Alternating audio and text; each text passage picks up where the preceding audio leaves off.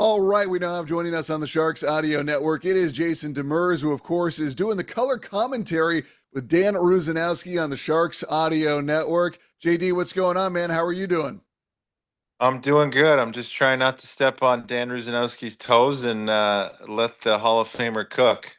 Is it is it fun for you now that you've made the switch to the quote unquote dark side after your playing career? That now you've got the NHL Network stuff, you're doing stuff with Dan Rusanowski on these radio broadcasts. Did you figure that this is where your career would head after your playing days came to an end, or did you never really think this would be the direction you'd go? Yeah, I mean, I was never sure of how it would go. Obviously, thinking I'd still be playing until I was 45, like Jaromir Jagr, but obviously those things don't happen the way you plan it at times. So I kind of adjusted on the fly, and my family and my wife were kind of pushing me into this a little bit, and I said, you know what, I'll try it. I'll just dip my toe in, and started last year with some NHL Network stuff, and then I did the pre and post intermission reports with the Sharks in San Francisco at their studio, and I enjoyed it. I really liked it. It keeps you in the game. It allows me to contribute to the league, a league that was so good to me, and was provided for me and my family. So it's been a fun transition. It's been something that's been easier on my body. My voice has taken a little bit more of a hit, but yeah, my body's feels great. I don't I get to watch these games and not feel sore the next day, but sometimes obviously just mentally sore from having to jump hurdles and keep up with some of my colleagues who are just, some of the best in the game. Is it weird to having to, maybe talk about guys that were former teammates or just guys that you knew throughout your time in the league to where you're thinking, man, this is weird to be on the other side where you're maybe not necessarily critiquing them, but you're speaking about their game in the way that you heard the media talk about your game at times. Yeah, it's really tough towing the line. That's the toughest thing, especially as an ex-player, because, when I'm just being reactionary, I mean, it's very difficult to not, point out things that you see that happen that are wrong. And then at times you're saying that, and it's somebody that you like, that's a friend of yours, an ex-teammate, but you have to have that honesty to say, listen, that was a mistake here, or that was a good play there. So it's really, it- it's it's tough to walk that line and make sure you're not being too, because fans will see right through it. Fans will see right through it if you're kind of protecting guys and things like that. But you also can't just bury random people, because as a player, I understand that there's a lot that goes into a mistake, and there's a lot that Mhm. goes into a turnover, and that you don't see on TV, whether it's you look the wrong way, or somebody called for the puck when they shouldn't have called for the puck, or it just hits a rut in the ice. And fans aren't as forgiving as someone like me would be, but I just have to always watch myself that I'm not too reactionary, but also, making sure that my honesty levels are at the right amount so that I don't, alienate the fans. And it's funny because in a TV broadcast of a game, you'll watch a play, a goal gets scored, and the camera always pans to the goalie who's, doing the big pull of the Gatorade bottle at the end. And it's always like, oh, the goalie let it in. But I'm sure you're looking at it and thinking, like, well, actually, there were two, three defensive breakdowns that led to that, maybe not even an odd man rush, but just putting the goalie in a bad situation. But it's like you also don't want to, take the pressure off of anybody or, kind of not make everybody accountable because everyone is accountable out there. But it's always like there's one aspect of a play that seems to be focused in on and not the entirety. And that's kind of your job to explain oftentimes, like, okay, well, here's actually what did happen. Yeah, it's some, I don't think, my first reaction at being a defenseman is never blaming the goalie. So, there'll be guys that'll be like, oh, that goalie let us off there. And I'm like, yeah, but there's this play, this play, this play that led to the goal. So I always have to be careful because I protect the goalies more than I should at times. But yeah, I always see it from the lens of a defenseman, and if it were my way and, everything was perfect, I would expect every game to be 0-0 going into shootout. Just because I see any goal as a mistake by a defenseman, and that's just the way when I played, it was, if I was on the ice for a goal, it was my fault or my partner's fault. It was never the goalie's fault. So it's you have to separate those a little bit, and it's good being up top and being having the bird's eye view because you really see it unfold Mhm. rather quickly and rather smoothly. And it's an easy game from up there. And if when you're looking at a replay and looking back at video, you can make anybody look bad on any goal against or any mistake because that is the beautiful thing about hockey. It's five guys that are playing in one goalie, and for the puck to go into the net, there needs to be a couple breakdowns on every play for the puck to go in. So it's never one person. It's a group. It's a team sport, and that's what makes it tough to kind of call and separate that to fans and tell them that, hey, it wasn't just this person. It was also, this miscue on this forecheck, and maybe the structure wasn't right. And then obviously at the end, the goaltender just let in a soft one that he, doesn't typically let in. I think it was Scott Hannon who said to me, the further you get away from the ice, the easier the game looks. Is it weird for you now to look at these games from the top down and always be analyzing from that TV camera angle, whereas you used to be on the ice? Because just even when I've been, on the glass for a game, it presents as a totally different sport as opposed to watching from above. Yeah, I joke that, there's games where I look because I'm still fresh out of the game, I find, and I feel really good in my body and everything, since not playing and not having had the grind of a season. You'll look at some games and be like, yeah, I can play. This is easy. Like, how do they not see this? But then you really take a step back and go, oh no, I'd probably, it would be tough for me out there, not having skated in a while and all that stuff. So you always kind of laugh and it seems like it in your head. The competitor in you is always like, yeah, it's easy. It's the game from that far back and, at your house, sitting down comfortably on a couch is so very simple, but there's so much that goes into it and so much physicality. And once I kind of just check myself, I'm always like, yeah, no, you got to give these guys a little bit of grace at times because it's 82 games. They're making good money. There's no question of that, but it is a tough game and it's a tough game in and out, and it is a grind with the travel and the where you're staying and flights, and it's an overall it's a very tough, difficult job. So it's listen, they're well compensated for it for good reason, and that's where the not letting them off the hook on certain things is important because fans will see right through it, and but also just knowing that, hey, it ain't an easy sport. So the guys that make it look really easy are really that special and incredible. I was talking to Craig Button of TSN the other day, and he was talking about the development of defensemen and how it takes time. And I think a lot of Sharks fans are not necessarily impatient, but they look at a player like Shakir Mukhamadullin, who was up for a while, and then he goes back down. And Button said that that doesn't mean that Shakir's play isn't progressing. It's just that this is what the Sharks are doing right now to develop his game. Is that a fair assessment? I mean, when you've seen Mukhamadullin play, do you still see a guy who's still learning the game? I mean, I feel like people overlook the fact that he is, as young as he is, he just happens to be a giant on the ice.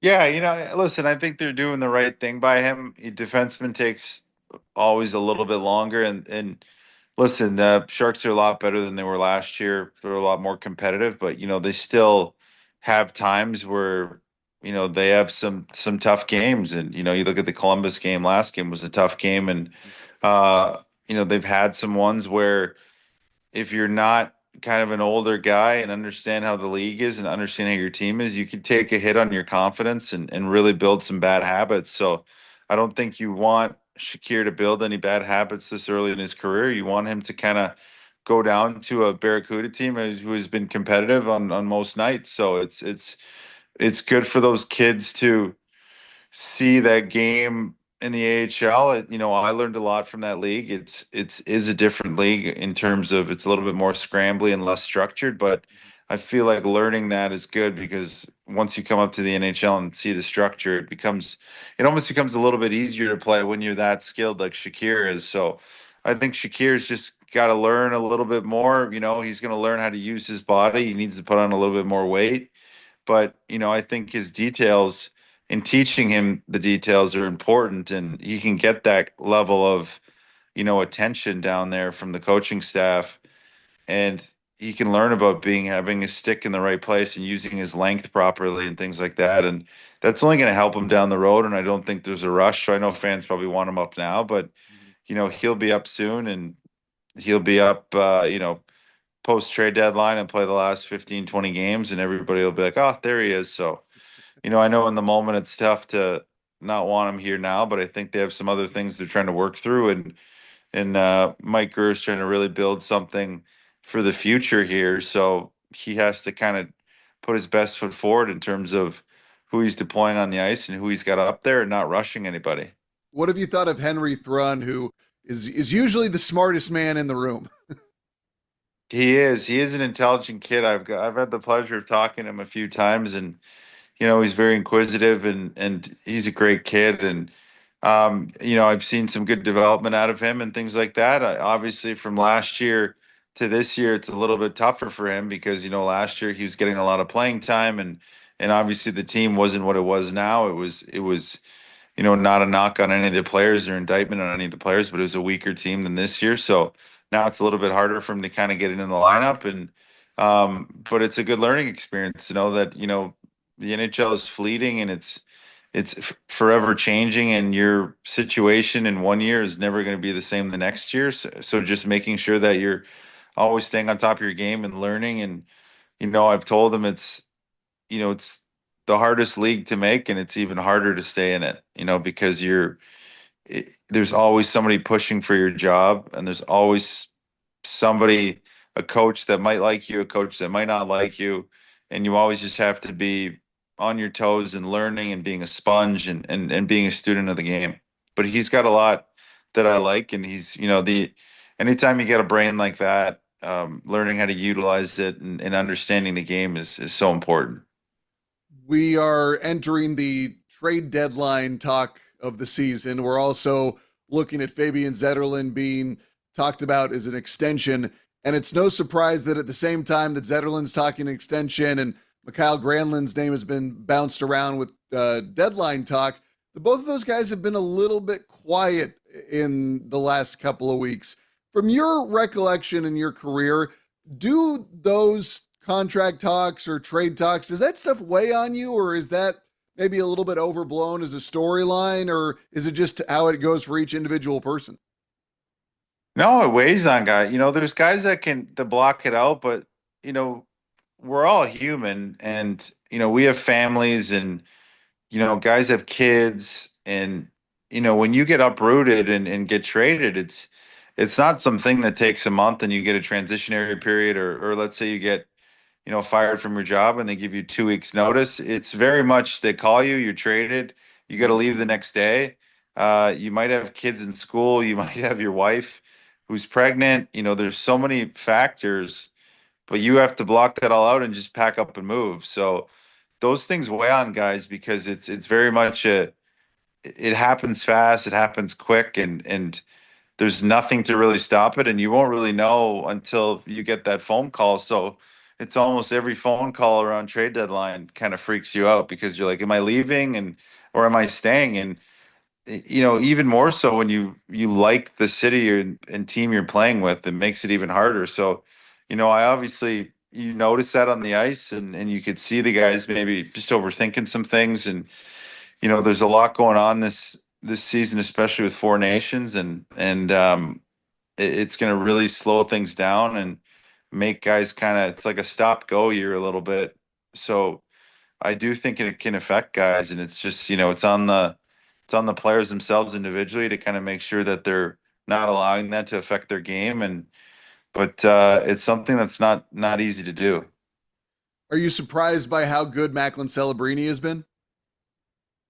I mean, yes and no. I think now that I've seen him, I'm like, oh, this is expected, and I even am more critical of him than other guys on the team when he's not playing up to his game because I know how good he can be. But yes, for a young kid that coming into this league and not being afraid and shying away from the moment and, being leading in all these categories of 50-50 battles and puck battles won. And the way he plays, low to the puck, athletic, and is always in the battles. He's not afraid. You always see him just engaging everywhere on the ice. And, a young kid at his age to do that and do that fearlessly, and be a line driver. That's the toughest thing as a forward in the NHL is driving a line, and he seems to do that well. He's found some really good chemistry with Eklund and Toffoli, and I really like that line and the way they're moving. So yeah, it's crazy to watch a kid come in and be this dominant at times, and he's got that generational talent, um, kind of dripping off him a little bit. And it's, we don't want to say it, but when you watch him for an extended period of time, you're like, oh yeah, this is a guy that can change the way teams play and the way teams, strategize against the Sharks. And it's really fun to watch so far. And I just hope he keeps growing and keeps shooting the puck a little more and trusting his shot, because he's a very dynamic player. Will Smith's greatest sin, I feel, is that he is not Macklin Celebrini, and people, compare his season to the other rookie alongside him. But I feel that for a guy who's 19 years old, he's doing pretty darn well in the NHL. Yeah, Will's had some struggles early in the season, and I feel like he's kind of settling in. He's starting to make some plays, and that's the thing is, you know, the unfortunate thing is Will being side by side with Macklin probably helps him off the ice. They get to kind of hang out together, the thickest thieves, those two, and they're a couple of funny kids. They really seem to enjoy each other. But the tough aspect of that is everybody, to your point, is comparing him to Macklin, and why can't he be, as dominant as Macklin is? But he's done a very good job, and he's in a different situation, I think, and learning the game, and his game is going to translate a little bit differently to the NHL. It's going to take some time for him to find space on the ice, because his big thing is creating plays. And, for him to create plays, he needs to create space for himself. And he's at times found it tough to find space. But when he does, you can just see how well he can move the puck and his vision. He made a fantastic play to Nico Sturm last game that Yeah. not many guys in the NHL would make, um, and did it so effortlessly. So I think he really is going to maybe have a little bit of a longer trajectory in terms of his development and growth than Macklin, and Macklin might get to the top of the mountain quicker, but we'll get there. And I think his determination, and he is somebody that thinks deeply of the game, and also wants to be the best. So I just think it's good.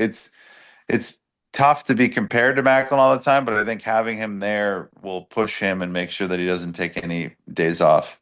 How about the Sharks being fun to watch overall this year, though? Last year, it was tough. I'll be honest. I It always look was, forward yeah. to the games, man.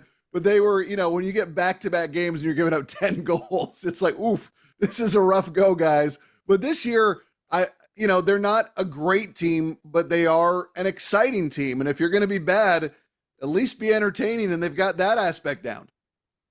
Yeah, and listen, Coach Warsofsky's got them working, and he's got them structured, and they're at times they fall out of that structure, but for the most part they're threatening on offense, and defensively they're playing tighter and playing physical. So I do think it's been better for them, and they're on an upward trend, and that's the most important thing you want to see from an organization that's rebuilding, is that you're taking a step forward. You're not doing what the Chicago Blackhawks are doing, which is regressing, or the Islanders, who were playing tonight. But this is just important season. This is like the second, third year of the rebuild, where you want to see some improvement, and you want to see some guys taking that next step, so that Greerzy can really build around a core group of guys that'll be the future. And I think you're starting to see that. You're starting to see guys emerge and really become, that core group that the Sharks have been waiting to see for a while, since, the days of when I was there, and the Logan and Hurdles. And I think it's been a longer transition, and we're starting to see, the 5, 6 guys that'll be here for a long time. And as a final one for you, what's your take on tonight's game? I mean, it's interesting, Islanders. This is one of those games that always ends up being exciting because it's two teams that are lower in the ranks, and there'll probably be some jammed at this game because both teams want to kind of keep getting points and banking points and playing well come, getting close to trade deadline. But, they just lost a big player in Siplikov. He got 3 games suspended, so that's a big piece missing. And, for the Sharks, it's going to be getting to this goaltending group and Islanders who have always been proven to be good in the Sorokin and Varlamov and making sure that they don't allow the guys on the Islanders, the Barzels, the Brock Nelsons to really dictate play offensively.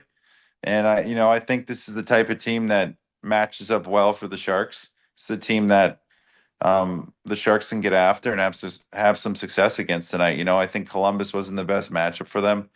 But I think this falls under the category of the first game of the road trip where it's just a team that is just a good fit for the Sharks. Like the Red Wings was a good fit for a team and the way the Sharks play, and I think Islanders is a similar team. So I could see them be probably a close game, but I could see them pulling this off tonight. JD, appreciate your time, man. Keep up the great work, and I'll bug you again soon, all right? All right, see you, buddy. Take care.